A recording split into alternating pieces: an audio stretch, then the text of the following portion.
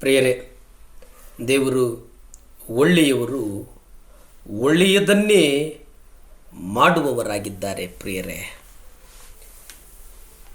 ದೇವದೂತನು ಕೊನೆಲನನ್ನು ನೀನೊಬ್ಬ ಪಾಪಿಯಾಗಿದ್ದಿ, ನಿನ್ನ ಪಾಪಗಳಿಗೆ ಕ್ರಿಸ್ತನು ಸತ್ತನು, ಮೂರನೇ ದಿನ ಎದ್ದೇಳ್ತಾನೆ, ನೀನು ಆತನನ್ನು ನಿನ್ನ ಕರ್ತನನ್ನಾಗಿ ಸ್ವೀಕರಿಸಬೇಕು, ಪಶ್ಚಾತ್ತಾಪ ಪಡಬೇಕು ಮತ್ತು ಆತನನ್ನು ನಂಬಬೇಕು. ಇವೆಲ್ಲ ನಿನಗೆ ತಿಳಿದಿದೆಯಾ ಎಂಬುದಾಗಿ ಪ್ರಶ್ನೆ ಮಾಡಲಿಲ್ಲ. ಆ ದೇವದೂತನು ಅದನ್ನು ಹೇಳಲು ಸಾಧ್ಯವಿರಲಿಲ್ಲ, ಅದನ್ನು ಹೇಳೋದಕ್ಕೂ ಸಾಧ್ಯ ಇಲ್ಲ ಅಲ್ಲಿ. ಆದರೆ ನಿನ್ನ ಪ್ರಾರ್ಥನೆಗಳು ನಿನ್ನ ದಾನ ಧರ್ಮಗಳ ಮೇಲೆ ಏರಿವೆ. ಈಗ ನೀನು ಯಾರನ್ನಾದರೂ ಕಳಿಸಿ ಪೇತ್ರನನ್ನು ಕರೆಯಿಸಬೇಕು. ಆತನು ಯೊಪ್ಪ ಎಂಬ ದೂರದ ಊರಿನಲ್ಲಿದ್ದಾನೆ. ಪೇತ್ರನು ಇಲ್ಲಿಗೆ ಬರೋದಕ್ಕೆ ಕೆಲವು ದಿನಗಳು ಬೇಕಾಗ್ಬೋದು, ಆದರೆ ನೀನು ಅವನಿಗಾಗಿ ಕಾಯಬೇಕು. ಯಾರಿಗಾಗಿ ಕಾಯಬೇಕು ಅಂತ ಹೇಳಿದ ತಕ್ಷಣ ದೇವದೂತನು ಹೊರಟೋಗ್ತಾನೆ. ಪೇತ್ರನು ಕೊನೆಲ್ಲರಿಗೆ ಹೇಳಬೇಕಾಗಿದ್ದ ಮಾತನ್ನು ಆ ದೇವದೂತನೇ ನಿಖರವಾಗಿ ಹೇಳ್ಬೋದಾಗಿದ್ದೇನು. ಆದರೆ ಇಲ್ಲಿ ಪೇತ್ರನು ಹೇಳಿದ ಮಾತೇನಪ್ಪ ಅಂತಂದರೆ, ನಾನೊಬ್ಬ ಪಾಪಿಯಾಗಿದ್ದೇನೆ, ಆದರೆ ಯೇಸು ನನಗಾಗಿ ಸತ್ತನು ಮತ್ತು ಆತನ ರಕ್ತ ನನ್ನ ಪಾಪವನ್ನು ಶುದ್ಧೀಕರಿಸಿತು ಮತ್ತು ನಾನು ಕ್ಷಮಿಸಲ್ಪಟ್ಟನು ಎಂಬುದಾಗಿ. ಇದನ್ನು ದೇವದೂತನು ಹೇಳೋದಕ್ಕೆ ಸಾಧ್ಯ ಇರಲಿಲ್ಲ. ನಾವು ಕಾರ್ಯರೂಪದಲ್ಲಿ ಮಾಡಿ ಅನಂತರ ಬೋಧಿಸಬೇಕು. ನಾವು ಮಾಡದೇ ಇರತಕ್ಕಂಥ ಕಾರ್ಯವನ್ನು ಬೋಧಿಸಬಾರದು ಎಂಬುದನ್ನು ಯೇಸು ಬಯಸಿದರು. ನಾವು ಬೋಧಿಸುವುದರ ಮೂಲಕ ಪ್ರಾರಂಭಿಸೋದಲ್ಲ, ನಾವು ಕಾರ್ಯರೂಪದ ಮಾಡುವುದರ ಮೂಲಕ ಪ್ರಾರಂಭಿಸ್ತೇವೆ. ಇಲ್ಲಿ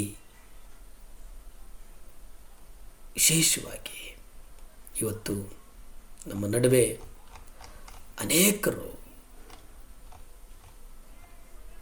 ದೇವರು ಹೇಳಿದ ಹಾಗೆ ನಡ್ಕೊಳ್ಳುವಂಥ ಮಂದಿ ಅಲ್ಲ. ಕಾರಣ ಏನಂದರೆ, ಅವರು ಬೋಧಿಸುವುದಕ್ಕೆ ಮೊದಲು ಏನನ್ನು ಕೈಗೊಳ್ಳಬೇಕೋ ಅದನ್ನು ಸ್ವತಃ ಮರೆತು ಬಿಡ್ತಾರೆ.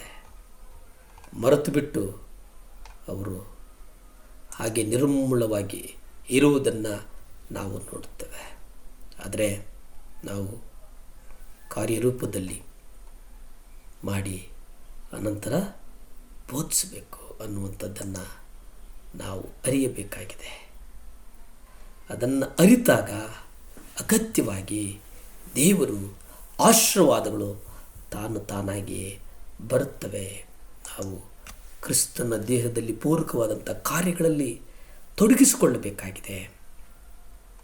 ಆಗ ಮತ್ತಾಯ 20:19-20 ನೋಡಿ, ಮಾರ್ಕ 16:15 ನೋಡಿ. ಅಲ್ಲಿ ದೇವರು ಹೇಳ್ತಾರೆ, ನೀವು ಸಮಸ್ತ ಲೋಕಕ್ಕೆ ಹೋಗಿ ಎಲ್ಲರಿಗೆ ಸೃಷ್ಟಿಯ ಕಟ್ಟ ಕಡೆಯ ಮೂಲೆಗೆ ಹೋಗಿ ನೀವು ಸುವಾರ್ತೆಯನ್ನು ಸಾರಿ. ಸುವಾರ್ತೆಯನ್ನು ಸಾರೋದು ಮುಖ್ಯ. ಯಾಕೆ ಅಂದರೆ ನಾವು ಬೋಧಿಸುವುದಕ್ಕೆ ಸುವಾರ್ತೆನೇ ಅಡಿಪಾಯ. ಸುವಾರ್ತೆಯೇ ಇಲ್ಲ ಅಂದರೆ ನಾವು ಏನು ಬೋಧಿಸುವುದಕ್ಕೆ ಸಾಧ್ಯ? ಮಾರ್ಕ್ 16:15 ನೀವು ನೋಡಿ.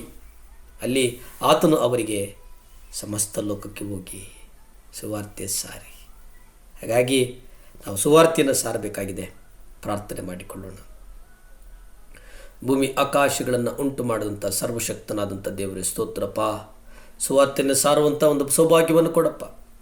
ಅವಕಾಶ ಇರಲಿ ಇಲ್ಲದೇ ಇರಲಿ ಸ್ವಾಮಿ, ನಾನು ಹೋಗಿ ಜಗತ್ತಿನ ಮೂಲೆಗೆ ಹೋಗಬೇಕು ಸ್ವಾಮಿ. ದೇಶದಿಂದ ದೇಶಕ್ಕೆ ಹೋಗ್ಬೇಕಪ್ಪ. ನಿನ್ನ ಕುರಿತು ಅದ್ಭುತ ವಾಕ್ಯಗಳನ್ನು ಮಾತಾಡಬೇಕು ಸ್ವಾಮಿ. ಆಶೀರ್ವಾದ ಮಾಡಪ್ಪ. ಆಶೀರ್ವದಿಸು, ಬಲಪಡಿಸು, ಸ್ಥಿರಪಡಿಸಯ್ಯ. ಸ್ತುತಿ ಘನ ಮಾನ ಮಹಿಮೆ ನಿಮ್ಮೊಬ್ಬರಿಗೆ ಸಲ್ಲಿ ತಂದೆ. Amen, amen, amen.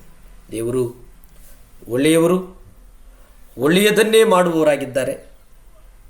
ಪರಿಶುದ್ಧಾತ್ಮ ದೇವರು ನಿಮ್ಮನ್ನು ಹೇಗೆ ನಡೆಸ್ತಾರೋ ಹಾಗೆ ನಡೆಯಿರಿ. ಶಮನ್ ಲ್ಯಾಂಪ್ ಚಾನಲನ್ನು ಸಬ್ಸ್ಕ್ರೈಬ್ ಮಾಡಿ, ಬೆಲ್ ಬಟನ್ ಒತ್ತಿ. ನಮಸ್ಕಾರ.